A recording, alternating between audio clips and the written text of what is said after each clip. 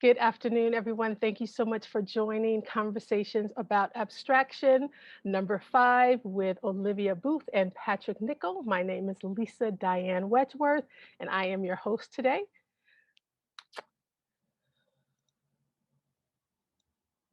I just wanted to get a few things out of the way that just so you're aware, this presentation is for educational purposes only.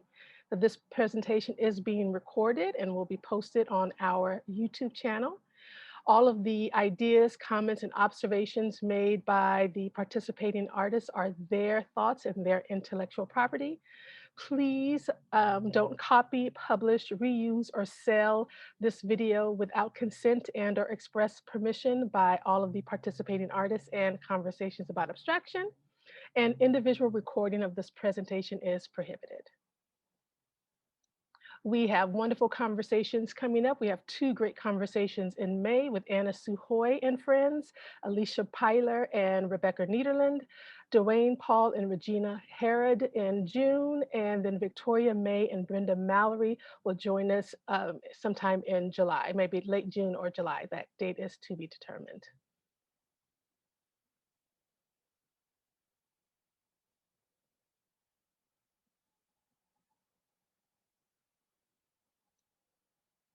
Olivia Booth has been making art in Los Angeles since coming here 20 years ago from New York City, where she was born and raised. She spent the past year drawing in chalk, but her work most often circles around the transparency, and she uses glass in particular to get at questions about unpinnable dimension, tension, fragility, technology, and the hunt for clarity. Most recently, her work could be seen at Urban Glass in Brooklyn, Goldfinch in Chicago, Pilchuck Gallery in Seattle, and in Los Angeles at the Los Angeles Municipal Art Gallery, also at the Sculpture Center, the Finley, and the Schindler House. She has been written about in Artforum and the LA Times. A major portion of her life is spent teaching art, and she feels lucky to be in dialogue with students. She earned her MFA from Art Center and her BA and BFA from Cornell University. Born in Van Nuys, California, Patrick Nickell earned his BA in art from Linfield College and an MFA in sculpture from Claremont Graduate University. A random placement into an under-enrolled ceramics class as an incoming freshman political science major was his first ever art class in the beginning of a previously unimaginable life. His early work commented upon excess and embraced the need to look at our limited and common resources with vision and frugality. His latest works infuse elements of dark comedy with a visual mashup of figuration and abstraction. In 2003, a traveling mid-career survey titled Patrick Nickell, Built for Speed, a sculptural survey, was organized by Julie Joyce for the Luckman Fine Arts Gallery at Cal State University, Los Angeles. Solo exhibitions include Sue Spade Fine Art, Michael Cohn, Solway Jones, Acme, and Rosamund Felsen. In 2015, he received a John Simon Guggenheim Foundation Fellowship. Patrick is Associate Professor and Director of Programming for the Nan Ray Gallery at Woodbury University. So let's welcome them both. I just wanted to share also that I'm really excited to have both of them. I met Patrick several years ago. I think it was late 2014? He was recommended to me by my graduate advisor and former undergraduate professor, Elizabeth Bryant, who was really wonderful. He came to my studio, we talked about the work, and he gave me my first solo show at Woodbury University. And I consider Patrick a friend, been friends ever since, and have visited each other's studios, and he's really, really great. And then I was hired to teach at Glendale Community College on Saturday mornings, and right across the way was the wonderful Olivia Booth. And every Saturday we talk about everything from yoga and spirituality to life and children. And I just think she's fabulous and a wonderful artist as well. And so I'm happy to have both of them in this conversation. So welcome. So before we start, how are you guys doing? What's happening with you both? How are you feeling? Okay. Go ahead, Olivia. Well, I'm a little hot. I'm schwitzing, as my grandmother would say. but I'm Well, fine. Thank you. good, good. Well, I'd like to give a little shout out. Last night, there was a live performance at the Nan Ray Gallery with the Institute for Quantum Music. Oh, nice. And it was our first live performance in over a year, some kind of programming. It was pretty great. Didn't go too late. So I'm feeling good. Good, excellent. Yeah. Wonderful. Alrighty, so I'm going to give you to the floor. I'm excited to hear what you have to say. So I'll see you in a little while. Okay. Thanks, Lisa. Thank you. Yeah, I just want to say I'm grateful to be here and to be part of a conversation about abstraction. I've loved the past talks that we've seen. I'm also grateful to be with Pat, because we've known each other a long time, but haven't really been able to talk about our work as much as we could have. So that's great. And I think maybe I'm showing this piece first, having been whacked by a sledgehammer for a couple reasons, but really wanting to direct attention to the title of these talks, Conversations About Abstraction. And always that's such a mutable thing to think about and a rich thing to think about what abstraction is. And for me, it's inextricably linked to transparency. And I'm still trying to figure out why, but it has something to do with being 7 and staring through gummy bears in the window and thinking, oh my God, that's a hole in time. Like, that's dilated space. I can't believe I'm seeing multiple things at once. It has something to do with getting all the prepositions going at once, being able to see through and with and at and on all at the same time. And then that word, that unpinnable dimension, that I pinched that word from, I heard Natalie Diaz, the poet, speak, and she kept talking about unpinnable dimension. I was like, yeah, that's totally, sometimes I say indeterminate dimension, like a dimension where multiple planes and multiple impossible spaces are happening at once. So I just wanted to throw those thoughts out there because this is a conversation about abstraction. And also to say that I think that for me, abstraction is the best way to get at what it is to be in a body, because the body is an unpinnable dimension. It's actual and it's imagined at the same time. So those are my just throwing out abstraction thoughts. And I'll just say about this piece that I chose to put this in because it's 20 years old almost, but it's the first piece I ever worked on in glass. And I had found it on the street.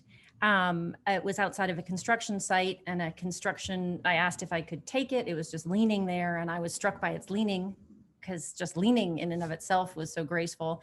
And then a construction worker there said, oh yeah, that's tempered glass. And I didn't know anything about glass. And I said, what's tempered glass? And he was like, oh, let me show you. And he whacked it with a sledgehammer right in the middle to show me that tempered glass doesn't break. In all its see-through delicacy, it doesn't break if you hit it hard in the middle. So I got excited about working on it because it had been instigated by an action of someone else. And I think that is sort of prophetic of my interests later to come, initiating a rhythm with from some form of collaboration, and that the surface of the glass becomes a place where marks of some sort of action has happened. And then also I just liked that there was imagined and real actual space happening at the same time, that when you were looking at actual space through the glass, and then you were also looking at this imagined dimensions created by the paint. So, and again, that idea that maybe this is like that transparency offers some kind of hole or reprieve in time, or maybe a dilation of time. So I just started with that one because it felt like I might as well start the talk with a whack. I appreciate that. And Pat, if you don't mind me jumping in, this is, I don't want you all to feel derailed, but I think I'm aware of something. Can both of you see yourselves, or do you only see, you cannot? Okay. Are you guys sure? But I just think that the audience might, as we're watching the video, I just didn't want to have a video where your faces could not be seen at all and we're only looking at art, unless you guys are okay with that. If you want to see yourselves, which I'm open to, I'd have to stop sharing very quickly and reshare to move you over there. So I just wanted to. Well, I'm okay with not being seen, but I'm also okay with being seen. What would you prefer? What about you, Pat? Yeah, easy, Lisa, I want to make it as easy as as possible. So I'm good either way, whatever your preference is. Well, I like people being visual. So Yeah. Then let's audience, go with just that. bear with us. We are human, and we're all learning technology I've daily. never been on one of these talks without, except for So maybe yours, without a so I'm going snapshot. to stop my screen very quickly. Stop sharing my screen. Okay. And where are we here? Okay. I'm going to move you over. Hold on 1 second. Bear with me, folks. So was that just a floating voice coming from the ether, no body? Yeah, you know what? I saw you. It's all good. You were visible to me, Olivia. Okay. But you couldn't see yourself on that shared screen, correct? Mm-mm. Okay. So we're going to do this and this. And I'm going to, oh, Victoria said that she was able to see you both. Okay. So There if we that's are. the case, then we are okay. Thank you, Victoria. I don't mind having to not see myself. That's fine with me. Hey, Olivia, Yes. you know, with our, yeah, I'm ready to jump in on this next slide. Okay. Yeah, jump Yeah. in. Yeah. Yeah, it's coming. Hold on 1 second. This is Lisa just being Lisa here. Hold on. Okay, so we should be okay. Thank you, Victoria. And new share. I'm sharing this. Here we are. Okay, Ta-da. do you only Beautiful. see one tipper piece, correct? That's it. Okay, all right. It's all you. Okay. Well, you- Olivia, that was a great introduction. And it got me, you know, got me inspired. So nice job with that to get it rolling. You know, when I think when we start to look initially at your work, there's all sorts of things that, you know, someone could talk about. Someone could maybe strictly talk about, you know, paint and surface, right? If they weren't sort of have any sort of, let's just say, volumetric or three-dimensional sort of acuity, right? So it's really important for me, for myself, to identify as a sculptor. And, you know, we'll probably talk about that in terms of the insistence of volume and form. And, you know, this image here really encapsulates that, especially with the side view there.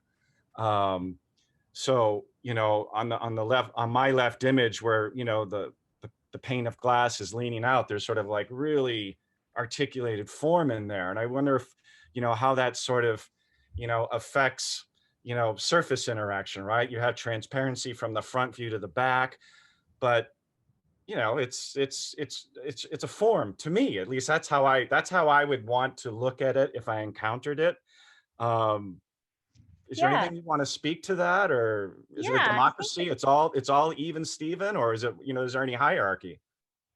Well, I think I kind of backed into being a sculptor because I was very interested in thinking about painting through transparency for so long. And the pane of glass was such a revelation to me after having worked in my whole life transparency, like saran wrap and rubber and plastics and acrylic. But the pane of glass was a place where I knew I could stay for a long time. This is all to say that I was really having a go with trying to literalize illusions. Like one of the things I remember saying early on working with the panes of glass is I had always been interested in choreography over composition. And this was a way to have actions happening in space because of that literalized space where you could see through to the wall. But this gets to your question, which is, so I was still, at the time of this piece, I was still thinking about painterly dimension and how I could wrench open painterly dimension with actual space involved and see through. But then what I realized is I'm in the studio. I don't have any resources like kilns. I didn't know about the endless mutability of glass. I didn't know about hot shops. I just knew I was into glass panes as a painting surface. And there I am. It only can be described for me as like doing a dance with a stiff partner. It was like, what can I do with this thing? I can lean it. I can move it. How can I hold it? How can I support it? And something that I'm interested in hearing in your work is what supports what. So in the midst of me playing out all these painterly questions of depth and, again, unpinnable space, came the literal engineering question of, how does this thing hold? How can I partner with it? And what does it mean to partner with a unwilling partner, in a sense, because of its stiff rigidity, fragility? And only then was I like, dude, I'm working on an earthquake, fault. I've got huge panes of glass. I'm tipping them, I'm leaning them. I didn't know shit about, tempered or laminated. So the engineering part, I almost backed into it. And then it became a kind of awkward dance that to this day I'm grateful for. And so this piece was like a beginnings of what supports what. How do I actually reckon with a thing in space that is coming towards me, that is fragile, that is potentially dangerous? And so this piece was about actually almost learning to dance with a pane of glass. And it was like a foray into the middle of the room or into sculpture. If that sort of answers, or. No, I think that's amazing. I think there's I think what you alluded to in the intro is that, we have known each other on a certain level for years, but we've never had, have taken any kind of deep dive into our work. We've seen it, out and about and here and there, and one person sort of, relationships in solitary also, and I mean, in a gallery or whatever, encountering it that way. So it is sort of, there are similarities in terms of how we're sort of thinking of things. Yeah. And it's crazy when I'm hearing you say things, and the way you're going about it and the way I'm going about it is, there's that, common thread there, but then there's just, obviously the disconnection, because you're who you are and I'm who I am, but there's Yeah. shared commonality. Yeah. And I don't know if you feel this way, but for me, abstraction allows me to trade in metaphor, so that, well, I don't know if this is abstraction, but a practice allows me to trade an active metaphor, like a living active metaphor. So for me, the question of seeing through, the question of multiple prepositions at once, the question of finding more dimension beyond, these are all, for me, metaphors on how to be with other people in the world, levels of visibility and understanding of others. And I think abstraction allows me to do that, because if I were to be representing it more literally, then I don't know that it would stand for relation in the same way, if that's a little boggled. But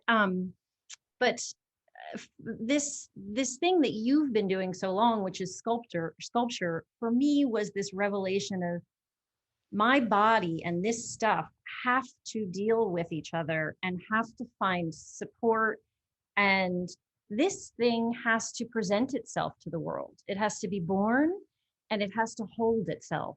And I think something I struggle with as a person is supporting my, a sense of self-support and what's supporting what. So anyway, this moved me out into the world, and this is this one is a site-specific piece. And I was going to ask you, Pat, about your relationship to site-specific, but maybe we should just keep going through, and then we can be staring at your work for a long time, or we.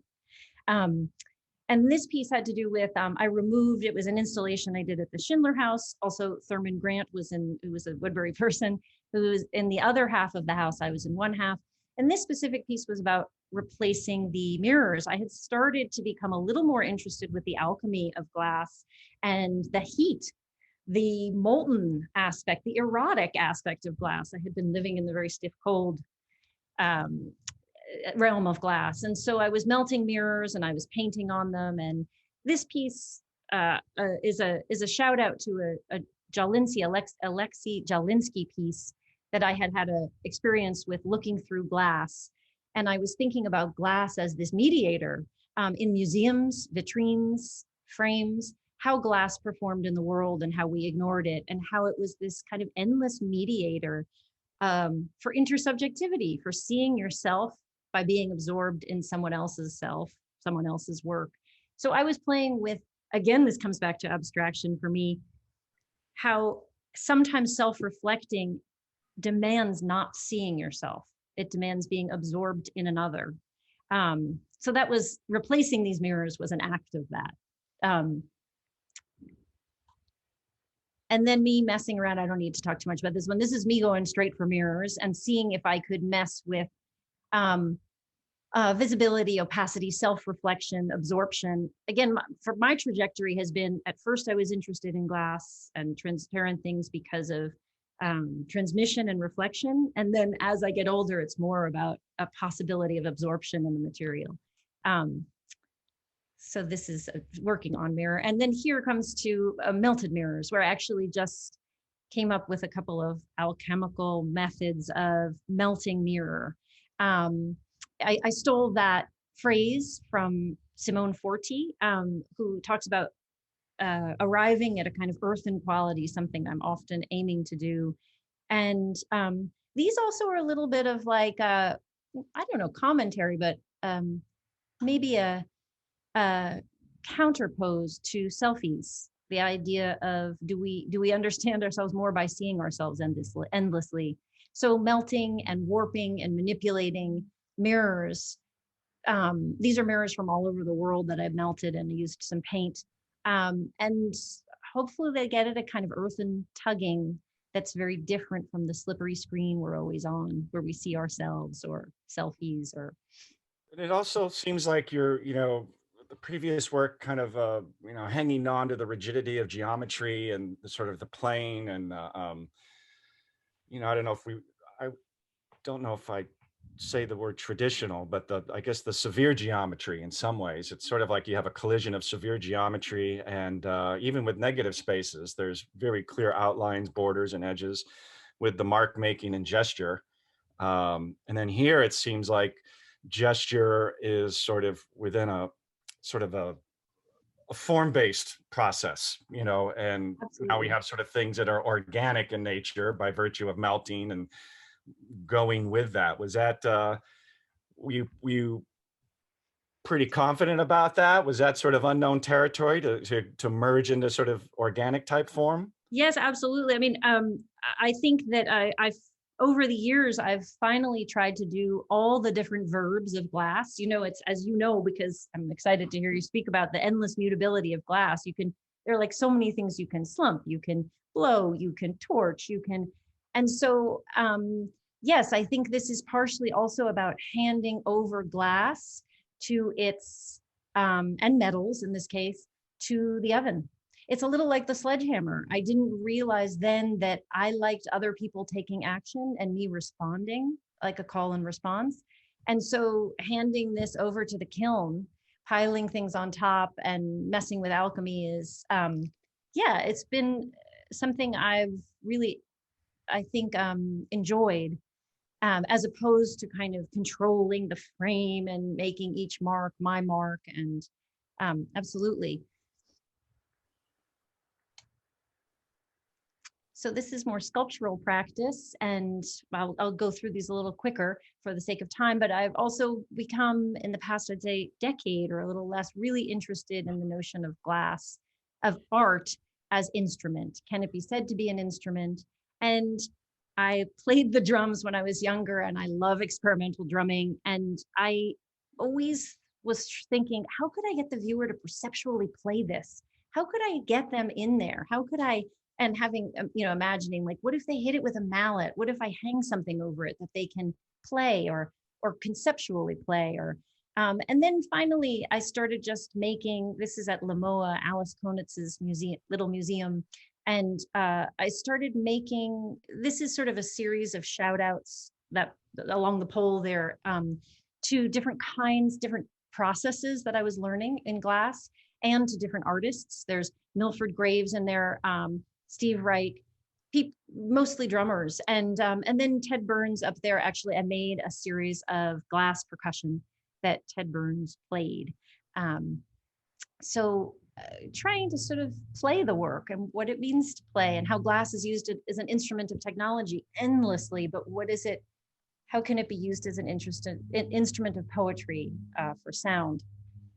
Well, poetry would have to also, I'm thinking of, if it's participatory, the aesthetics of the hesitation of people wanting to walk up to it and bang on it, you know, because that the essence of what it inherently is. I mean, probably many Absolutely. different categories of viewership on that one. You know, the people who Absolutely. walk nature and nurture, the people who walk right up and hit it, the people who look around, ask for the permission, you know, like all those sort of interfaces. Absolutely. And one, I always think that maybe like Susan Sontag said this, but I'm not sure, so I'm not going to. But someone said that art plays the nerves, and that sat with me. That it's playing to the nervous system. That it's maybe bypassing brain, or it's that in between of brain and body, going straight to the nervous system. And yeah, at this point, I was starting to embrace that. Okay, great. I found a medium that plays the nerves. I want to play the nerves. I want to play the whole spectrum of nerves.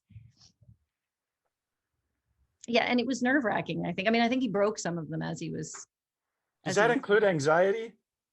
Yes, I would say it goes all the way from crisis to delicacy, that Okay. spectrum. Yeah. I could see the whole gamut, you know. Yes, that's what I've always wanted to play, delicacy to crisis. Um, Okay, quickly, these are very recent. These are hand pavilions. Again, I'm not interested necessarily in interactive art, but I am interested in the viewer having some sense that they could initiate or play this thing, to keep using the same word. These were hand pavilions, and I just really got a kick out of doing these. Actually, I made a bunch of middle finger pavilions, which I didn't show here, to artists who I have problems with. But these were artists, again, I feel like I have a group of spirits, or I'm asking them to be the spirits in my studio with me at any given time.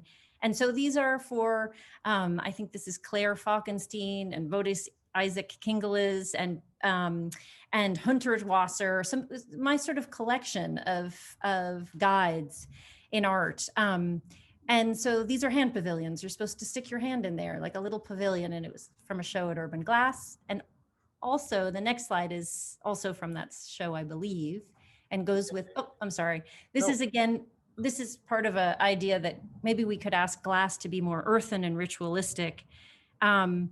And act as something other than a screen and a window.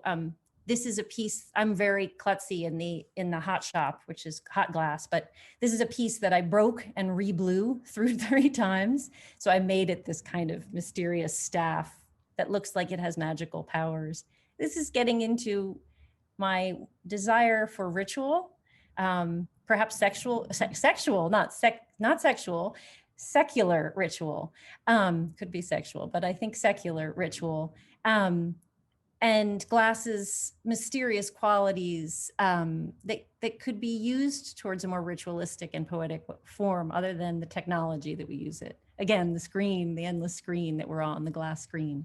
You know, Olivia, just to back up a bit, you know, that Brooklyn, the Urban Glass is a really amazing place. You know, typically these sort of craft-based schools or communities are in rural parts of the country, whatever, because they need more space. And Yes, glass is such a facility heavy kind of medium. yes. It's really crazy, and it's very collaborative. There's just inherently a lot of people around. So that to have that place there and in that environment, it's a pretty great program. I It's mean, extraordinary, and I hope yeah. it's the future of glass in this of glass in the art world in Mm, terms of accessibility, yeah. and uh, I think glass art has really relegated itself, or been relegated, and I think there's a fluidity now between glass in art worlds, different art worlds, and I think that place is feels like the epicenter for that. It's exciting. Yeah. It still Um, feels, it seems a bit removed and a bit sometimes overly precious, you know, but Absolutely. you get it in a Absolutely. different kind of environment, and the context just changes as opposed to sort of the solitary craft-based, you know, facility in the mountains of, you know, wherever. Absolutely. But there's an exciting new crew, at least I'm aware of, so who knows if it's just me being aware of artists who are using glass. Like I'm thinking of Charisse Pearlstein, I think Perlina Weston, and Kelly Akashi, and I can't think of other names, that are in this place of using glass not glass artists, not making, it's not entirely about mastery. It's about using glass as a medium to fold into sculpture, to, in a poetic sense, to say what they're trying to say. I find that very exciting. I feel like there's a zeitgeist. A glass friend said to me, well, this is the age of glass. And I think that he was saying this is the age of glass in terms of technology, but I have an exciting feeling that it might be an age of glass in terms of the art world too. These are vibraphones. I've been making these recently. These are made of bong tubes. These tubes are made for smoking from. So whenever I go to the place to pick them up, they always think I'm making like, a house-sized bong that I'm smoking from, but it's really just glass vibraphones. And this is that piece there at the beach is from collaborations that I've been doing for years with Rennie Tang, who also I met at Woodbury, who's a dancer and landscape architect. And we work together on sound-based somatic glass events. And then there's one more slide, and then I think we should pass the mic to Pat. More ritualized pieces, I would say. This is a chandelier. The one at the bottom left is a chandelier that I'd been dreaming up for ages. It was a little anticlimactic to make it. It was more fun to conceive of it, but it was this ritual piece where it comes down from the ceiling. It acts as a light, and then it comes down from the ceiling, and you can eat off of it. You can play it. There's almost like a saxophone, but it makes one sound. There's Simone Forte's book, Movement in Handbook in Motion, which had a big effect on me, and a glass you can drink from. And then so that glass becomes a kind of hub of ritual and interaction and relation. I think of glass as sort of 100% relational, partly because of that prepositional thing, through, at, with, on, in. And so some experiments with Rennie Tang and more experiments there. Aha. Oh, okay. Wow. Olivia, I think I just want you to talk about my work. You see? Oh, I'm so excited. No, you did say that was so great. Thank you. Thank you for that. That was really, and I think there'll be some cross currents here. And, we want to keep getting back to this idea of abstraction and how, us as individuals use it. And, of course, abstraction is a spectrum. Some things are more abstract, some things are less abstract. And I think for me, in terms of the way I became an artist, abstraction was sort of like this sense of freedom. Now, I don't think that's any sort of earth-shaking, statement for someone who turns out to be an artist. But, for me, it was sort of the avenue where I could sort of, begin to enter this sort of world by simply material exploration. And I am sort of talking specifically about what I value in regards to sculpture and just sort of like what I require. So explorative nature of hand building ceramics, it's a very friendly medium, and you get nurtured and you get kind of, mentored, and you have that sense of freedom and allowance to sort of pursue whatever it is you're doing without, let's just say, correctness. And I don't know what it was, but I think I made like, maybe 6 paintings in my whole life, and was probably in undergraduate school. There's something about that 2-dimensional plane that's just like this severe barrier to me. And pictorial space is really just crazy, wacky, hard to work with. So I needed that sort of the physical manifestation of malleability. So coming out of grad school, sculpture was like, typical for me. It was like building with wood. If you had a chop saw, drill gun, hammer and nails, fairly much an additive process. This work here kind of reflects when I feel like I was just, emerging with my own voice, perhaps. I think my earlier work was kind of clinging very wonderfully to these sort of iconic artists that I was, needing to sort of connect with to reassure myself. And I think that's a pretty common strategy for young artists. And Martin Priere, Richard Deacon, and Peter Shelton are sort of, the 3 icons that kind of are, moving throughout my life. And then, being turned on to Richard Tuttle and David Smith and Rodin with a little more sort of first person experience, are sort of, part of my DNA. And first person experience is important. I think, especially it's kind of topical now where that sort of interaction where you see things in the flesh and how they impact you. Of course, that, there were catalogs, and now we have a lot more ease and availability of images to sort of research and look at. But first person encounters have been pretty primary for me. Pat, can I So, ask something? yeah, go ahead. Yeah, jump in.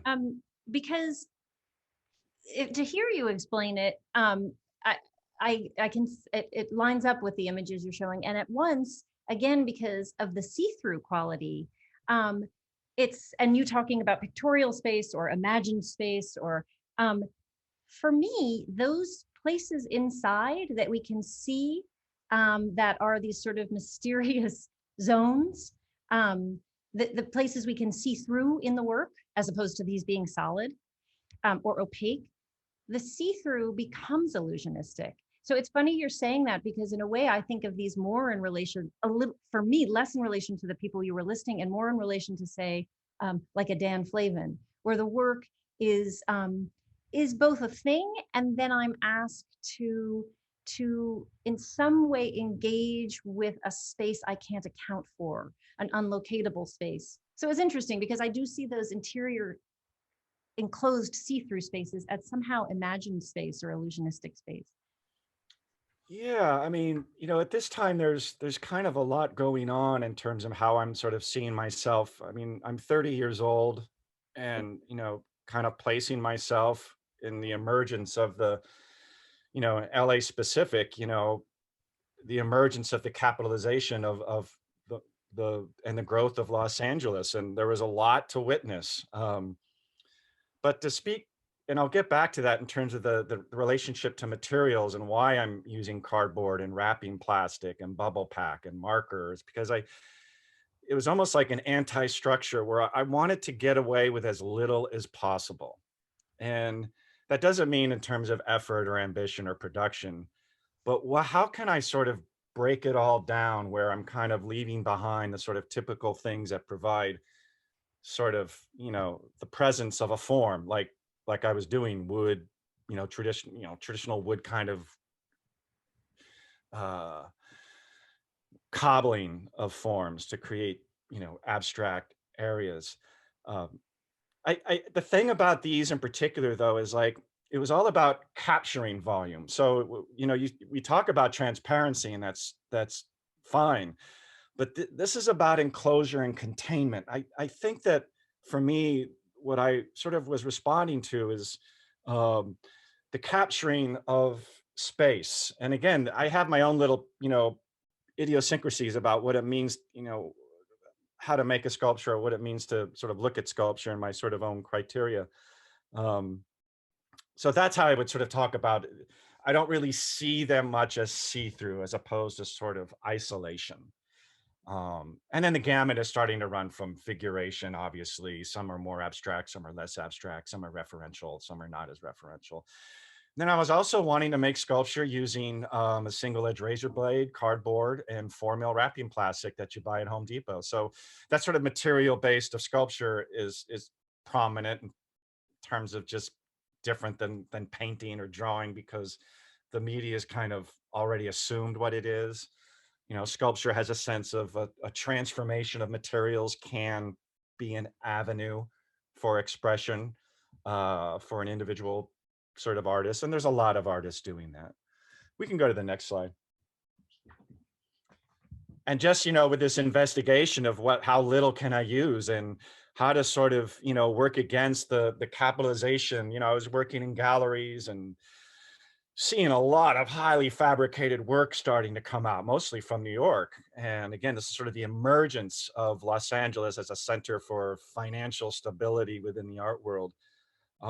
So there's a consciousness about this sort of, let's bring it down a notch. What can you make? And so I would just sort of, clean out tin cans from the kitchen and, explore abstract volumes and forms. And I think, when this idea of exploring with materials, abstraction can sort of give you a compass or with, I don't know, a home base of where to sort of finish it off, especially that spectrum, whether it's figuration or animal type of forms. And because exploration, material exploration is kind of like, then you're kind of in the ether.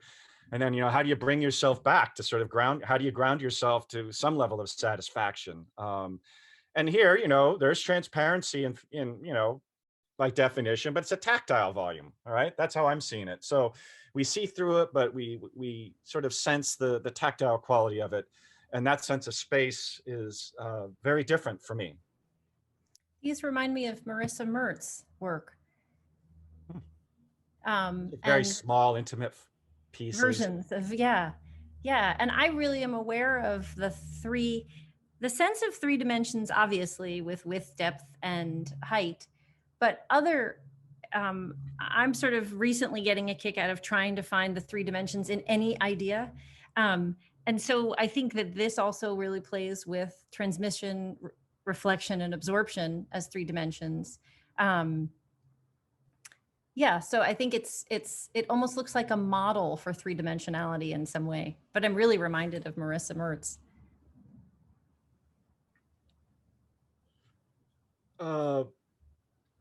I think as you get more confident and materials become a little more familiar, you can expand scale. These little moves, these little prompts in regards to sculpture can have great impact and influence. And I do think there's a separation in terms of approach with just different languages of art making that are very different from, a painting or a drawing. It can just sort of expand a vocabulary. And I do sort of think that abstraction allows me to sort of have a tangible relationship to these strange perceptual memories of sensations that I've had and experiences, like skee ball, for instance. I mean, the form on the right, the idea on the left is basically an extension from the previous piece, empathy, entropy, exhaustion, sympathy, character, and how to sort of, work with those themes that emerge. I when I'm in the studio, I try not to shut things down. That editing process comes out in what you ultimately decide to exhibit. But when you're in the studio and in the mainstream of your thinking and process and production, I think I'm always careful as to let it go and then pick and choose later. And then just in terms of material exploration, the idea of stuffing volume with paper, binding shapes together with string, just different material connections. That sort of ephemerality of volume. I don't know how many times people told me, the paper was going to disintegrate, but 20, 25 years later, it's perfectly fine. So that sense of form, is changing in terms of how I'm describing it. I think. So this is a really important moment, and I sort of I need to show this just because, Julie Joyce was such a great advocate, and I want to really sort of express my sort of admiration and gratitude for her to sort of, put this survey together. But it's also a moment of reflection when you're able to stand in a room and look at 20 years of your work. And, Julie being the great curator that she is, the show took about 2 years to make. She said, look, make some new work. All right. So we have like a new piece in the show. So it's not just some sort of like, past history. So that's where this pink piece comes in. And it's basically, obviously it's a linear form, but I tried to prompt myself to cut wood as thin as possible without it breaking. And, it's based on the idea of how do you take a spontaneous line or a doodle and make it concrete within the language of sculpture. And then, various strategies, painting it pink, this Pepto-Bismol paint to kind of, be a bit of a paradox against the sort of rough hewn edges and the sort of, lack of refinement that the form has upon inspection. And it's sort of a precursor to a whole bunch of work that just kind of blew up in a really good way about the trajectory of what I could sort of see. Pat, can you go back for a sec? I just wanted to ask you something, because when I look at these pieces, when I look at the piece against the wall and the hanging piece, I think of pieces where space is being, and this might be a possible other random definition of abstraction, making space where there wasn't space before.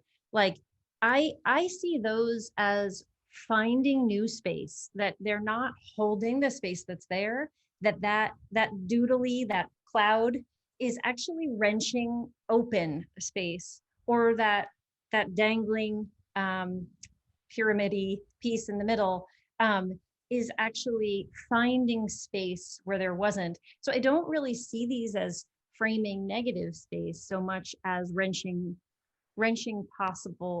open more space, which I just wanted to throw out there, because I think that also, when I think of abstraction, I do think of finding space where there wasn't space before.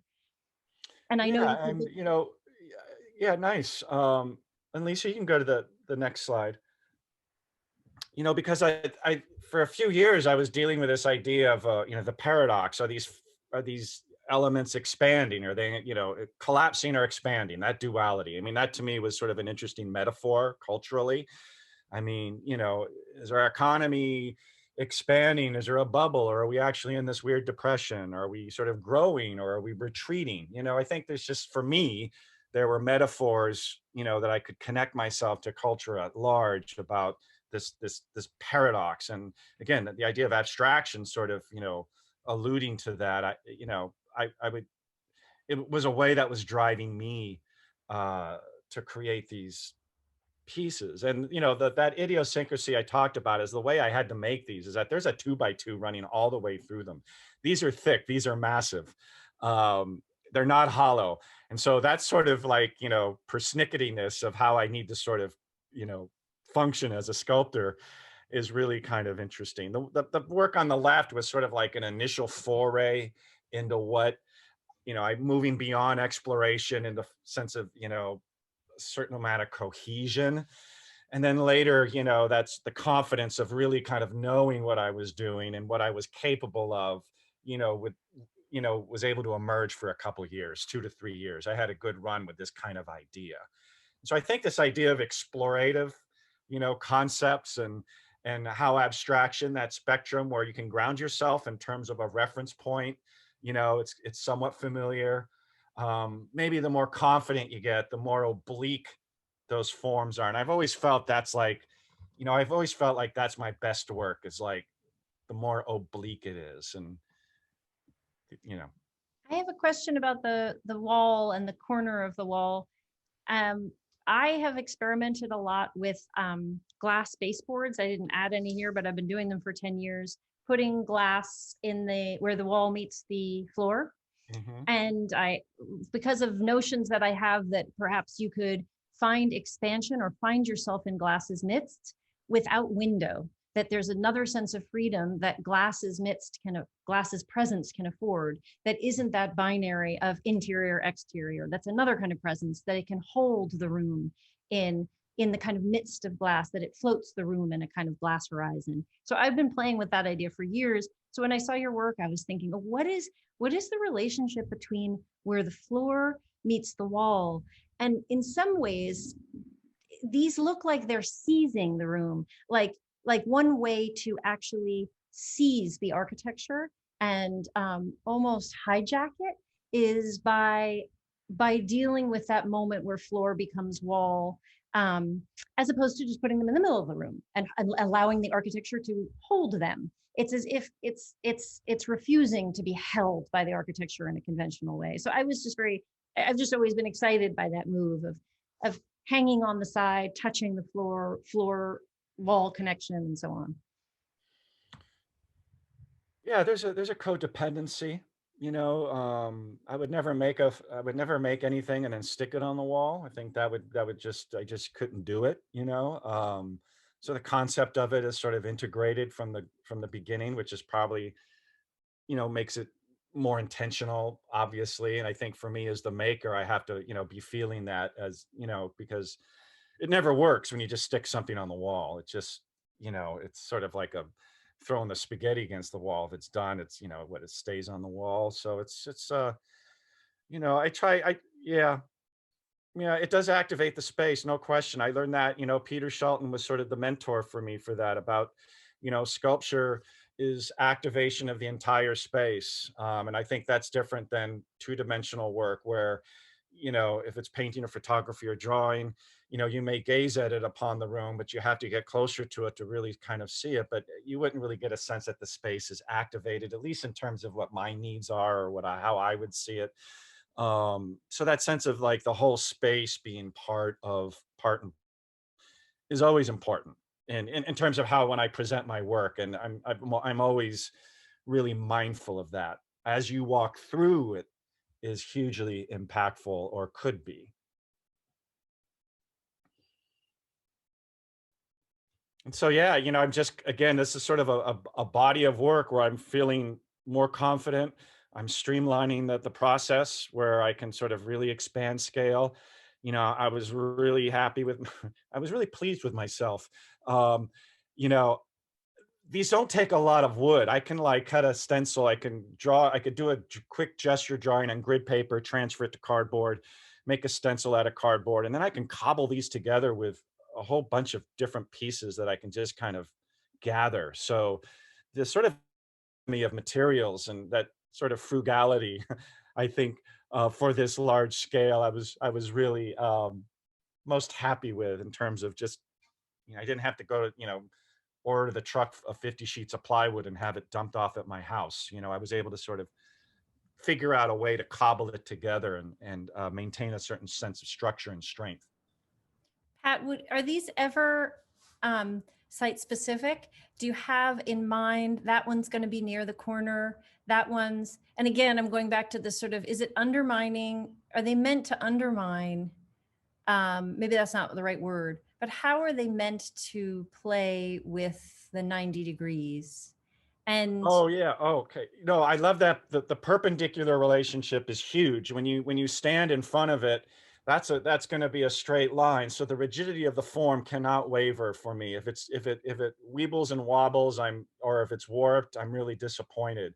So if you look at the blue one on the right, if you were to stand directly in front of it, that would be a straight line. If you did a plan and elevation drawing, you would simply draw an angle.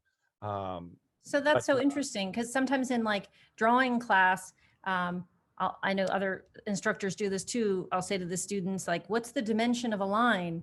And they're all like, oh, what is? And we're all sort of puzzled by it. What the hell is the dimension of a line? It's kind of this dimension buster. It exists, but it has no dimension. And so it's so interesting to have the experience of a line and then seeing this kind of invisible dimension, again, space being made where there wasn't, from within that line. I didn't understand that when you looked at them straight on, they were a total line. That's awesome. yeah. And then, for me, they're thick. So there's mass, there's a 2x2 running all the way through it. So it's meeting my requirements. So it's a linear mass. All right. And that's where the glass work comes in, how I was sort of, imagining that. You know, so I think, we'll move a little quickly here. And this is just sort of, I think we all have these moments of like first person encounters that we completely make us crazy with inspiration. And it's funny how late in life you come to things. And like, I went, me and Jackie went to Paris, I was in my 50s. So, it wasn't that long ago. So you go to the Rodin Museum and, we don't get to really see certain types of Rodins out here, and if you do, they're finished bronze. And so if you go to the villa outside Paris, like 30 minutes in Modane, you see the plaster versions. Like the plaster Gates of Hell is there. And then you see all these plaster variations of his, dominant iconic works, and all the sort of variations, like in the deep far right space there are different versions of the Balzac monument in various scale. And then, so you can go to the next slide, Lisa. So of course I'm out of my mind inspired. It's like, let's get on the airplane and run back home. And so I just said, I'm going to make plaster work. I mean, I have to. It was sort of like the Rodin moment, and I figured it was in my wheelhouse of materials. It's like what, cardboard, plastic, wood, plaster, right? It's not like it's not like I'm taking some step up to exotica. But I knew it was out of my control. I had to do it. So that sort of material just sort of led to a whole new vocabulary. exploration of scale and structure, the dimensionality of it, this idea of a line moving through space. And then, with the modeling of plaster, figuration started to emerge. So the image on the left is sort of the first variation, and the one on the right is sort of how I just kind of, was willing to be a little more literal, let's say. And again, it just kind of erupted, and eruption is sort of a metaphor for some of these works. We can move on. There we go. And so I had this opportunity, as you know, to be an artist in residence at Pilchuck. And, I had 2.5 weeks. They hook you up with master crafts people, and it's an amazing facility, and it's just unbelievable. And so all I could really do to hit the ground running is bring a vocabulary of what I was familiar with into this new language that glass just presents itself with. So that transformation of, materials, but with a certain sensibility, I was able to sort of understand and grab onto. So it wasn't so explorative as sort of my early work. It was more like, I sort of kind of knew what the outcome could potentially be, and was able to sort of seize upon it with a little more knowingness, just by virtue of having an understanding of those linear elements from previous bodies of work. I can kind of project it. And so this, and glass is like enormously sexy, and it comes out like this way, and you just kind of have these OMG moments. And I sandblasted them. So it was all about translucency for me, because with translucency, there's that sense of capturing that kind of goes back to that first image I showed. You really almost see that light slowly moving through that thick glass. And that to me is sort of like, the connectedness to it, where these images here are about capturing a vibrancy. I think that the light there is a vibration here. And also because I think there might be a tension with the cardboard sort of potentially unfolding and uplifting. So the glue and the plastic are kind of binding something that is fairly active space. Where the glass is like hefty, it's weighty, it's massive. And, I can double box these and ship these around the country. It's really quite astonishing that sense of mass that it has. And I think if we move on, and this is what's brand new now, and I think it's that refinement that has been very, I wouldn't say lacking, but hasn't been in the forefront of my mind. The new work has increased in scale, and I'm just sort of like hypersensitive to surfaces now, where and gessoing, sanding and gessoing, sanding and gessoing, and I'm creating opaque surface that is hyper refined. And I gotta believe that that's coming directly from my experience with that sort of quality that the glass sort of instantly produced. It's just a little more laborious now.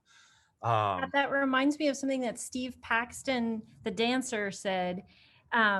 He said, I think from what I remember, that he danced or he moved around, he's like contact improvisation. So these pieces remind me so much of contact improvisation, and artists like Anna Halprin and again, Simone Forti, artists that try and figure out how beings can come in contact and make support in unlikely ways.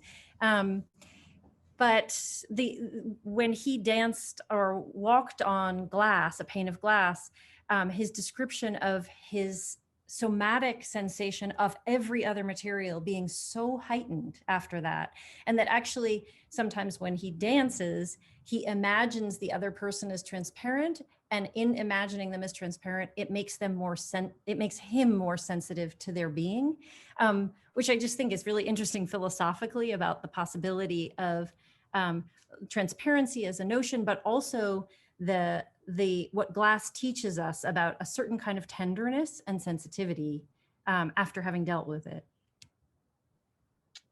Yeah, that's fabulous. I think with that, the sort of just, the way you sort of build and materials and scale leads into different opportunities. So these are like body size, if not a little bit larger, which is, I haven't done that in a while. But that I do think of these as poses, and some are more specific than others, and bodies kind of coming together and pratfall, and almost like, there's some other pieces where it's kind of like maybe a comedic falling down the stairs, even though that's sort of, I guess that's where the physical dark comedy sort of idea comes in. Things twisting and turning, elements coming together, and you know, and then just kind of exploring, textures just kind of turning into something that's a little more serious now for me too. I think that's so interesting to hear you think of them as poses, because it really, I do too, and it really enriches them for me to think of them that way. And when I think about how I came to backed into sculpture, it was also the idea that an object needs to turn itself out. It needs to learn to present itself. And so even though I was thinking in terms of painting, I thought, well, how is this painting going to learn to present itself? And so it's sort of fun to think about your works as finding their own poses, learning to turn themselves out to the world, to society, what form they're going to take, what pose they're going to take in relation to others, becoming absorbed in them. Lisa, you want to toss out a question? Oh, we can look at this. Actually, no, I got something here. We don't want to ramble on, so I think we should wrap it up. No, this is a great work, Olivia. So I wanted to make sure that I think this is some, the sort of architectural scale and the location of this. And I think this sort of very much changes things in terms of if people were sort of seeing the previous images, and just, first of all, the location is awesome. I mean, good grief. It was at Melrose and Highland. Yeah, Melrose and Cahuenga, and I lived on Vine, and this was an advertising sign in a mechanics, in a repair auto body shop. And it was all covered in panels. And then one day one of the panels was cracked, and I saw through to what I perceived as a truly exalted space, a space where I was, already thinking about glass and thinking about spaces where there's no exterior and interior, where it can't be said to be divided in that binary way. And where it's somehow exalted, where it's somehow another kind of space, not the space of actual life and not the space of total illusion. Again, it's just like the glass pieces. So I had seen a crack, and I had seen this exalted space, this sort of bird cage up there. And so I bargained with I actually got a grant because the guy was not going to do this for free. And I asked if I could rent it for a week. And so I rented it, and I did the electricity, not by myself. I had someone help me the lights weren't working. And I painted fluorescent tubes in a kind of pattern. And then I pulled off all the panels, and it was about, it was in some way about the 3 dimensions of color, I guess. It was about whipping itself, about a rhythm, initiating a rhythm in public, and then whipping itself into intensity, again, with this kind of permeable yet not permeable space, permeable optically, but not somatically. You couldn't go in there, that space. And so for the first 3 days, it just sat there unlit, but painted. And then the second 3 days, maybe it was more than a week, it lit up, but it sat still. And then the third 3 days, it lit up and started to turn. So, and by the end, it was whipping. It was like whipping around by the 8th, whatever it is, the 9th day. So it was about kind of initiating a rhythm in a mysterious space floating there. And I love the height. It's like tree height. So that was that piece. Yeah, no, I think that's pretty great. Yeah, and then this is the Lamoa, just Lamoa itself, Alice Konitz's little museum, is just rad. And I had the honor of taking it for however long. And so, like I had said, I had in mind to do a kind of my own canon of artists, and they were my artists. Again, they were my guides. Like at every time in life, I've had a pack of artists who I'm thinking about, who I think of with me. And so these were some of them, and they were little odes to those artists. And then everything looked like there were bows and sort of mallet type things and wands. So there was a suggestion again that you could go around and play those. And then again, it was kind of christened at the end by this actual concert that happened inside, but it was meant to be kind of a glass meditation zone without needing glass window, but instead glass mutability. And I just can't get through this talk without talking about Ronnie Horn, because Ronnie Horn talks about glass so beautifully in terms of its endless mutability and its state of slow and constant ever transformation. You know, it's always it's a slow moving liquid. So so I think just, again, all the verbs, the melting, and you probably experienced this at Pilchuck, the melting, the sandblasting, the that you can engage with becomes, for me, a kind of dance with this stuff. Oh, I wanted to ask you about, I just got such a kick out of this. It's just so many characters. It's like if you walked into that party, you'd be like, where do I start? And I was wondering about just sheer installation, how, and I don't know if this can be said to be true as a general progression, but how packed in this group is and how non-wall oriented they are. And then how things do start to move to the wall and things start to become a slightly more minimal, and start to frame space, though again, I see it as opening space, not framing space, in a different way. So I was just curious about this show. Well, you know, it comes directly out of seeing Peter Shelton's show at Melinda Wyatt Gallery, Major Joints, Hangers, and Squat, and was sort of the idea of just exactly what you said, and how forms are in the middle of space, and you're sort of walking through it and interacting with it, or it's active space. And you know, for me, graduate school was just sort of free form, you know, discovery of building techniques and materials and accessing various types of, you know, images or forms, however you want to describe it, whether they're real or hyper real or totally abstract within that sort of various vernaculars, and just kind of putting them all in a room and kind of seeing what happens. And that's sort of like the beauty of grad school, right? So it's a moment in time where probably be way too self-conscious to just kind of do that thing now, but then it seemed, you know, like really appropriate. This is what I've done. Let's put it in the room, and that's great. The show. It looks like that. It looks like someone who's not being self-conscious and laying it all out. And I know this isn't intentional, but I love the maybe accidental site specificity of that crack. For me, it looks like something sinister's, like it's dancing on the Titanic, you know, on the deck, like something is about to go down, and there's an oblivious joy to the characters, which I just think is really fun. I wanted to ask you about glass and about, well, you spoke about it. And I think it's interesting that you pushed it when you use it, you push it to a place of almost opacity, that you're almost asking it to be solid in the sense of not see-through. But it's this suggestion, again, and it harkens back, I think, to your older works, that there is an internal space or a separate kind of inaccessible space, or a space that's only accessible through the optical. And for me, in the midst of these characters posing, to have spaces that are only accessible through the optical adds a kind of mystery, and again, illusionistic space, that you could only access glass. You know, you can't get into that space, just like those early flimsier pieces.